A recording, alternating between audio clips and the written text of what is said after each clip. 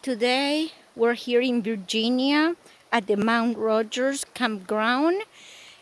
We found the Hurricane campground in the Mount Rogers recreational area. It's a beautiful campground. You can see the nature in here, tall trees in the mountains with creeks. The campsites are very nice, very clean and well kept. They have only a fire uh, place and a very nice picnic table, but you can beat the atmosphere in here. It's just so peaceful, running water, singing birds, and very nice people to meet.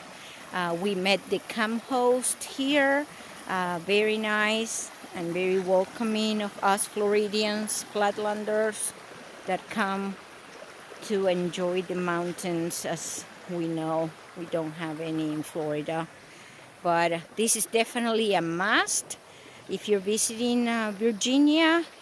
The Mount Rogers recreational area and the campground is called Hurricane Campground.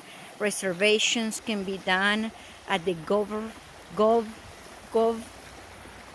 recreation.gov for the campground. That's the correct one. Beautiful. Singing water.